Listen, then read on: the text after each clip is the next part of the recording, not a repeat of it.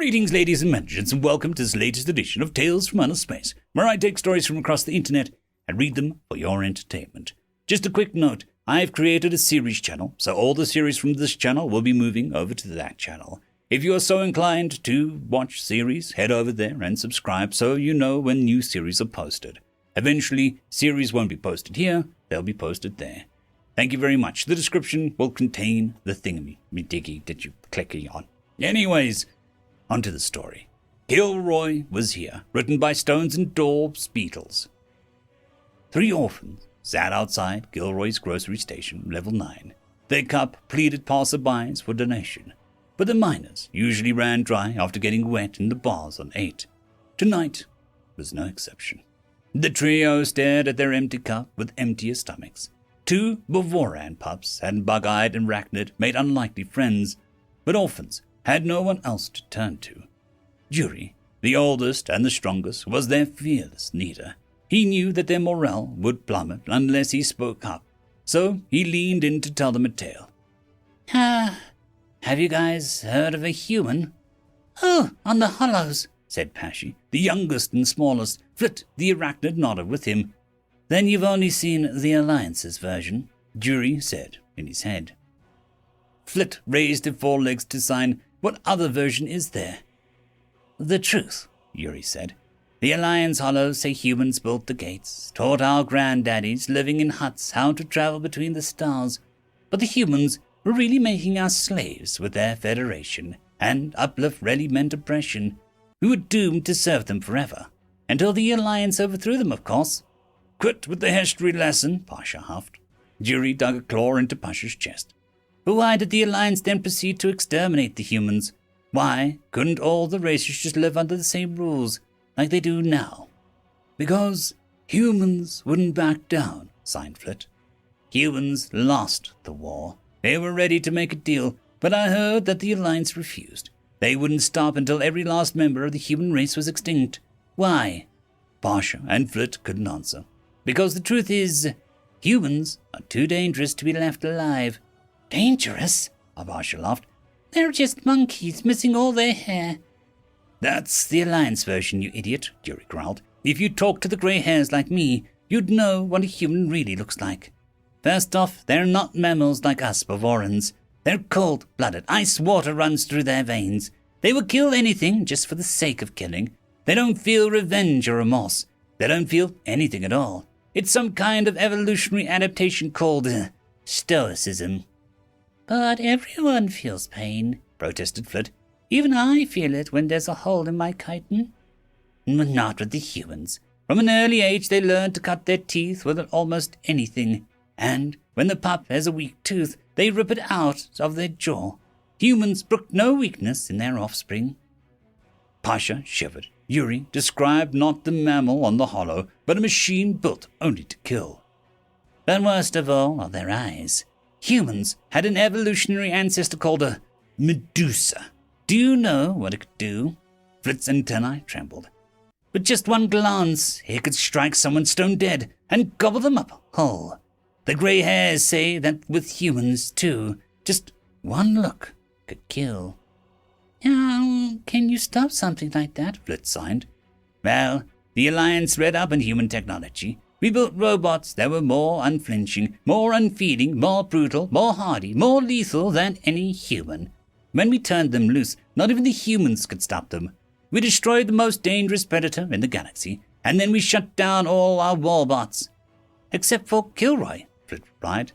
The doors to the grocery behind them slid open. With a heavy metal thump, one robotic boot landed out in the corridor. Then the other one followed.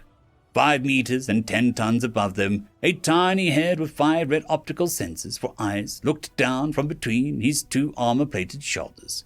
A white apron, as large as a bedsheet draped from its neck, covering up a war machine's hulking torso, stuffed with every weapon imaginable. Nuclear munitions and plasma cutters, pulsar and slug throwers, and who knew what else. Evidently, its designers made it to emulate the most deadly animal that they could think of, because it stood on 2 legs like any human, except with far more bulky proportions. For a tense moment, Pasha thought the 2-legged machine might come after him. Instead, the giant gently deposited an apple in each orphan's claw or foot. "Mr. Kilroy," asked Pasha, "why weren't you shut down after the war?" "They didn't shut any of us down, Pop," replied the robot. "They built us with all personalities, so to shut us down would be like killing off a whole new species. They just took out all the toys." "All of them?" Jerry pressed. "Well," the little red sensors twinkled in amusement. "Maybe I kept a few just for fun." Satisfied, Yuri took a chomp of his apple. Flit sliced hers apart with her mandibles, but Pasha gazed at the old warbot. Its plating had all the scars of war, dents that would be broken ribs on a Bavarian, scorch marks that would melt arachnid's chitin. But on top of all of its black paint, a conspicuous cartoon had been painted on its chest plate. A character with a nose longer than any Bavarian, snooping over a wall with fingers curled over the top, had peered at him from beneath Kilroy's apron. "Is it true, Mr. Kilroy, that humans can kill us with a glare?" he asked. The machine chuckled and pretended to clutch his belly. "Oh, goodness, no! If looks could kill, I'd be scrap metal." The orphans giggled. A grey-haired dockworker named Ox ambled up to Kilroy. Though he was still tall and large as his namesake, the steel colossus still towered over him. "Your monthly shipment is in," he said. Kilroy's amusement faded. "How many?" "Just one this month." The grey hair reared up on his tiptoes and whispered to the warbot, but Pasha could still read his lips. "The Alliance caught the rest." Kilroy nodded. "Thanks, Ox. I'll go check it out." Ox hurried away while Pasha knit his furrowed brow. "But, Mr. Kilroy, didn't you get a monthly shipment 2 days ago? These apples are fresh off the ship." Kilroy's senses blinked for a moment. "Of course, but this is my monthly shipment of cave eels, blind as a bat and venomous as a viper. They make excellent sushi, or so I'm told." The children giggled again, but Pasha remained skeptical that such an eel existed. Kilroy locked the grocery behind him and marched in the direction of the docking bays on 3, waving them goodbye. Pasha waved back, but decided that he would see the supposed cave eel for himself. The warbot crammed itself into the grav lift up to 3, and Pasha snuck into the next one available. Kilroy met the ship's master at the dock. Instead of using a grab hauler, the machine simply flung a crate onto its shoulder. Pasha ducked away to let it pass. As it trudged by on planet-cracking steps, he spotted what he thought was that same little cartoon on the crate, Big Nose peeking back at him. He leaned forward for a closer look, but something yanked him up by the scruff of his neck. "Well, Governor, I caught you another rat," chortled Halbert, the head of station security. "Really, Stacksec," replied the more well-groomed voice behind him. "I thought you already exterminated the vermin." Halbert spun little Pasha around to face him. In his flowing red robe stood Station Governor Pierre. "This one's nearly fully grown," he surmised. "He'll be on the mining crew soon, earning his keep." "We should always start him early," grinned Halbert wolfishly. Pierre considered it. "What were you doing up here in the bay, urchin? Tell me the truth and I might let you go." Pasha panicked and followed Kilroy's fib. "I followed the old warbot, Mr. Kilroy, up here. He was picking up some kind of shipment of cave eels. I'd never heard of them before, so I came up here for a closer look." "Never heard of a cave eel, Governor," Albert grunted. Pierre raised an eyebrow. "Neither have I. But Kilroy is an exemplary worker. What's the word of an urchin worth these days?" Pasha's eyes watered. He wouldn't survive on the mining crew. He was still only half the size of Yuri. He had to do something to save his own hide. Unfortunately, the only thing he could do was betray a friend. "Please, Mr. Governor, take me down to Mr. Kilroy's grocery. You can inspect the crate yourself." "Fine," Pierre clicked his tongue, "but you're out the lock in a hard suit if Kilroy really has cave eel in stock." Halbert bound Pasha's arms up in elastic, then strung him out in front on the march down to the grocery, where Yuri and Fritz still sat. "Hey, what are you doing with him? Let him go," demanded Yuri once he saw Pasha cuffed. Halbert and Pierre ignored the urgent and overrode Kilroy's lock. They stepped inside, stringing Pasha along. Vibrant fruits and plants beamed at them under the fluorescent lights. The warbot was nowhere to be seen. Not even behind the counter, it had widened to fit its massive body behind. "Kilroy," Pierre called out. "This is Station Governor. I wish to inquire about your latest shipment." No reply came. Halbert nudged the governor and nodded towards the stockroom. The two entered it, Pasha still in tow. Yuri and Flit followed them too. just outside of striking distance of the halberd's stun gun. Here again was no sign of the warbot, except for the door to the walk-in freezer left carelessly ajar. They crept up to it, and on the other side heard unfamiliar voices. But when Halbert slammed it open, they found it devoid of any unfrozen life. They heard some laughter echoing from the far wall. Into the freezer, Halbert pressed Pasha, followed by Pierre and the other orphans. At the far wall, amid boxes of frozen meat, sat an open crate labeled Cave Eel. Talking again, alerting them, but not from inside the freezer, but clearly came from beyond the far wall now. Halbert raised a claw to his lips to silence them, and looked around for a door. Pasha found it, a little latch down in the feet, indicated by Kilroy's cartoon character. He tried to distract them, but even bumbling Halbert could spot it with enough time. After 5 full minutes of searching, he pressed the latch and let the whole far wall swing clear. Behind the wall sat the warbot in a hidden bunk room, at a table made for a regular adult's half its size. Across from it was a small, hairless thing, even smaller than Pasha.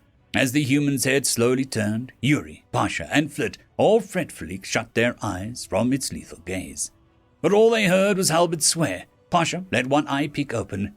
"This is treason," cried Pierre, shattering the astonished silence. "Betrayal of the Great Agreement. This must be reported to Sysgov and Sekgov, to the Alliance High Council itself. Humans still breathe in the outer room." Kilroy slowly rose, the steel titan filling the room with its bulk.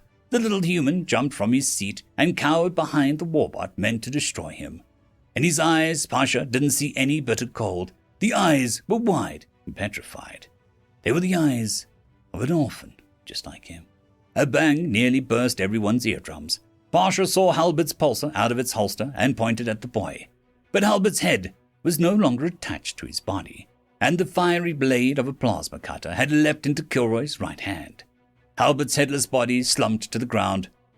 "This will not be reported," Kilroy stated. It took one massive step forward, table cluttering aside. Pierre stumbled backwards, tripping over his own red robes. "Override!" he screamed from the deck. "Override code X922G!" Kilroy jerked to a stop. To Pierre's right, it didn't stay frozen forever. Instead, it clutched its belly with its hand and chuckled again. "I'm not just one of your machines, Governor. Your warbots killed many of us, but the rest of us found ways around them, ways inside them." Something clicked from Kilroy's head. Slowly, the entire faceplate detached, swinging upwards towards the ceiling. The metal face was gone, and Pasha gasped and shied away from what was inside. Another face, this one of a hairless flesh, was encased within the machine. Unlike the boys, it was a hard nose and clenched jaw. The two eyes were not icy nor scared. They were aflame with hatred, scorched with the fires of 1,000 sundered suns. "I put this warbot on like a miner puts on a heart suit," Kilroy gritted. "I put myself in this machine so that I could smuggle people out from the Alliance to New Earth, to hide myself from you and your goons. I had to become one with the machine." Kilroy tested the dexterity of his free robotic hand. "I had to lose my real arms, my real legs, just to cram myself inside. But it made a convincing disguise. Who would suspect the machine built to destroy humans would actually be one?" His eyes glanced over at Pasha, Yuri, and Flit. Suddenly, they were soft. The inferno tamed into warm and welcoming hearth. "The mask only slipped when I showed some love for these three." Then they spun back to Pierre, just as furious as before. "But your glorious Alliance stuffed kids like these in hard suits and throws them out into the vacuum. Sure, it's different folks at the top, but it's the same old core making the same old money, isn't it?" The governor gulped. "The only thing your alliance might have accomplished was the extinction of the human race, but I'm guessing you're realizing now that it never even achieved that." The plasma cutter's blade sliced straight through Pierre's red robes, Pierre's quivering stomach, and the 2 layers of station deck beneath him. "Next time, look us in the eye when you try to kill us," Kilroy muttered. The warbot rose, and its pilot sighed. He returned the plasma cutter to its forearm sheath and scooped up the human boy in his arms. "Mr. Kilroy, you're not going to kill us too, are you?" Pasha begged. "I'm supposed to kill anyone who blows my cover," Kilroy said. You told them about this little cave eel, didn't you? Pasha shrunk. Please, Mr. Kilroy, I didn't mean... Kilroy reached down and ruffled his fur. He laughed. Relax, kid. I needed to get out of here. Report back to New Earth anyhow. This little guy and I are leaving. The faceplate swung back down. The man was a machine again. His human cargo was safely stowed away inside the cushioned cave eel crate. Pray that you won't see any of our kind ever again. His robotic disguise told the three orphans. If we ever do come back to the room, it'll be to teach your alliance how to really fight. He lifted his apron and pointed to the little cartoon over his heart. But you don't need to worry. When others like me do come back, you'll be spared. You just have to tell them Kilroy was here. End of story.